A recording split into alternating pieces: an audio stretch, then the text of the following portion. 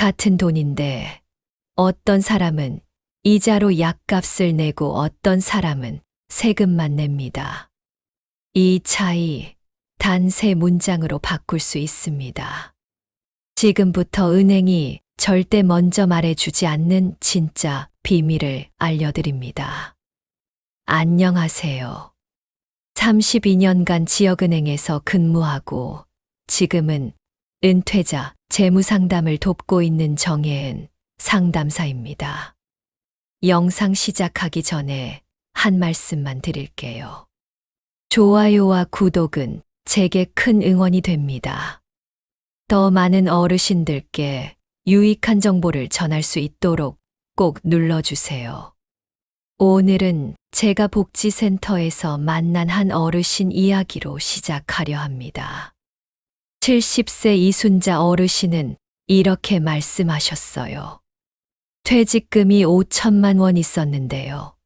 2년 새 3천만 원밖에 안 남았어요. 통장 볼 때마다 가슴이 덜컥 내려앉아요. 많은 분들이 이순자 어르신처럼 불안해합니다. 통장에 목돈이 있어도 매달 들어오는 현금 흐름이 없으면 마음이 불안한 거죠. 젊을 때는 월급날이 있었지만 지금은 들어오는 날이 사라졌거든요. 이순자 어르신은 퇴직 후 생활비가 필요할 때마다 통장에서 돈을 빼서 썼습니다. 처음엔 10만 원, 20만 원씩 조금씩 빼다가 어느새 한 달에 100만 원씩 빠져나갔어요. 관리비, 병원비, 약값, 경조사비. 빠져나가는 이유는 많았지만 들어오는 건 없었습니다. 2년이 지나고 나니 5천만 원이었던 통장이 3천만 원이 되어 있었습니다. 어르신은 말씀하셨어요. 이러다가 10년도 못 버티겠구나. 그럼 나는 어떻게 살지? 밤마다 잠을 설치셨다고 합니다. 이게 바로 많은 어르신들이 겪는 진짜 문제입니다. 돈이 없어서가 아니라 돈이 줄어드는 게 보이기 때문입니다. 통장 잔액이 매달 줄어드는 걸 보면 불안할 수밖에 없어요. 언제 바닥날지 모르니까요. 반대로 생각해 보세요. 만약 매달 일정 금액이 통장에 들어온다면 어떨까요? 비록 적은 돈이라도 들어오는 날이 있다면 마음이 훨씬 편안해집니다. 이번 달도 들어왔네. 다음 달에도 들어오겠지. 이런 안도감이 생기는 거죠. 젊을 때는 월급날을 기다렸잖아요. 25일이 되면 통장에 돈이 들어오니까 마음이 든든했습니다. 노후에도 그런 날이 필요합니다. 그게 바로 진짜 노후 안정의 시작입니다. 이순자 어르신처럼 통장이 줄어드는 걸 보면 많은 분들이 돈을 불리려고 합니다. 주식, 펀드, 부동산을 알아보기 시작하죠. 하지만 말처럼 쉽지 않아요. 제가 아는 68세 이명호 어르신은 정부 지원형 고수익 펀드라는 말에 속아 3천만 원을 넣었습니다. 처음엔 괜찮았어요. 매달 수익금이 나온다고 문자가 왔거든요. 그런데 6개월 뒤 갑자기 연락이 끊겼습니다. 알고 보니 그 펀드 회사는 사기였어요. 이명호 어르신은 결국 1,500만 원밖에 돌려받지 못했습니다. 원금의 절반을 잃은 거죠. 어르신은 너무 억울하고 속상해서 한동안 말도 제대로 못 하셨습니다. 이런 일이 비일비재합니다. 노후 자금을 한 번에 날리는 분들이 너무 많아요. 왜 그럴까요? 급한 마음 때문입니다. 빨리 돈을 불려야 한다는 조급함 때문에 위험한 투자를 선택하게 되는 거죠. 그래서 제가 늘 말씀드려요. 노후엔 돈을 불리는 게 아니라 흐르게 만드는 게 중요합니다. 70% 수익을 노리다가 전부 잃는 것보다 3%라도 안전하게 매달 받는 게 훨씬 낫습니다. 그 방법은 생각보다 가까이 있습니다. 바로 월 지급식 예금이에요. 예전처럼 만기 때 한꺼번에 이자를 받는 대신 이자를 매달 월급처럼 나눠 받는 예금 상품입니다. 예를 들어 볼게요. 4천만 원을 연 4% 지급식 예금에 넣으면 1년 이자가 160만 원입니다. 이걸 12개월로 나누면 매달 약 13만 원이 통장에 들어오는 거예요. 관리비 8만 원, 약값 5만 원, 이렇게 쓸 수 있습니다. 이순자 어르신도 재상담 후 3천만 원을 월 지급식 예금에 넣으셨어요. 그러자 매달 10만 원씩 이자가 들어왔습니다. 어르신은 말씀하셨어요. 통장에 돈이 들어오는 걸 보니까 마음이 편해졌어요. 이제 무서워서 통장 못 보는 일은 없을 것 같아요. 그렇습니다. 중요한 건 금액이 아니라 흐름입니다. 매달 들어오는 돈이 있다는 것. 그게 바로 노후 안정의 핵심입니다. 여기서 더 중요한 이야기를 드릴게요. 이자 받으면 세금 14% 떼이는 거 아시죠? 이자 소득세 14%, 지방소득세 1.4% 해서 총 15.4%가 빠져나갑니다. 100만 원 이자를 받으면 실제로는 84만 6천 원만 통장에 들어오는 거예요. 그런데 65세 이상이면 그 세금을 한 푼도 안 낼 수 있습니다. 그게 바로 비과세 종합저축 제도입니다. 정부가 공식적으로 만든 제도예요. 조건은 간단합니다. 만 65세 이상 총 예치금액 1억 원 한도.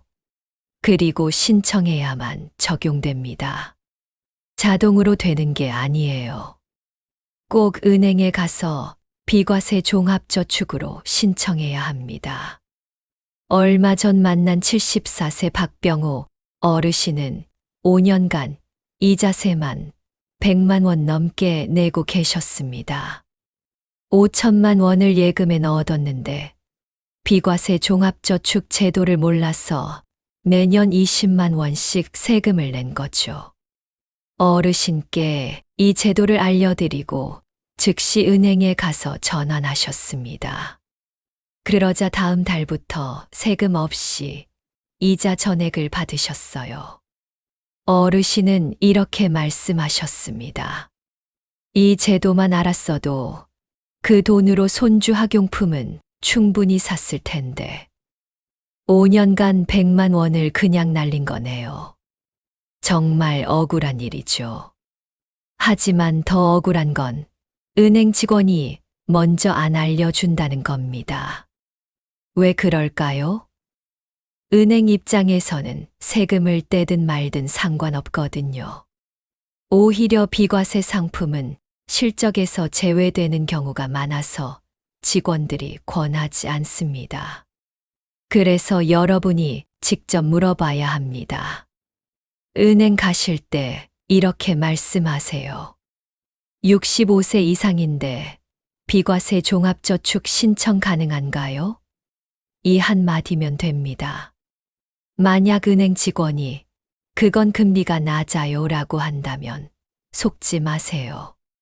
비과세는 금리와 상관없이 세금을 안 내는 겁니다. 일반 예금이든 정기예금이든 비과세로 전환만 하면 세금 14%를 아낄 수 있어요. 계산해 볼게요.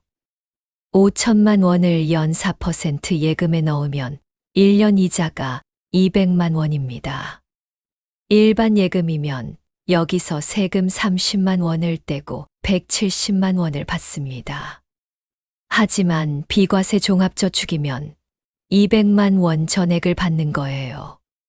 30만 원 차이입니다. 10년이면 300만 원, 20년이면 600만 원입니다. 이게 작은 돈인가요? 절대 아닙니다.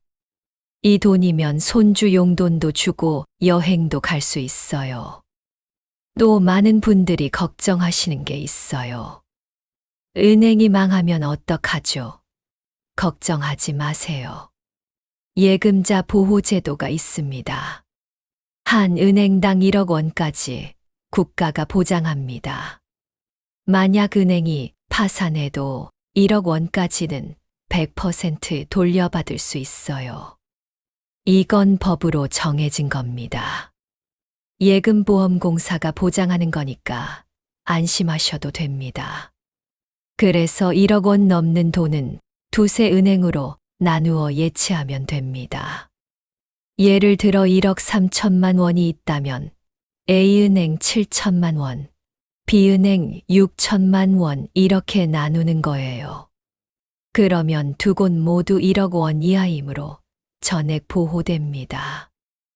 저는 실제로 이 방법으로 강정자 75세 부부께 1억 3천만 원을 분산해 드렸어요. A은행에 7천만 원을 연 3.8% 월지급식 예금으로, B은행에 6천만 원을 연 4% 월지급식 예금으로 나눴습니다. 그 결과 어떻게 됐을까요? A은행에서 매달 약 22만 원, B은행에서 매달 약 20만 원, 총 42만 원의 이자가 들어왔습니다. 게다가 비과세 종합저축으로 신청해서 세금도 한 푼 안 냈어요.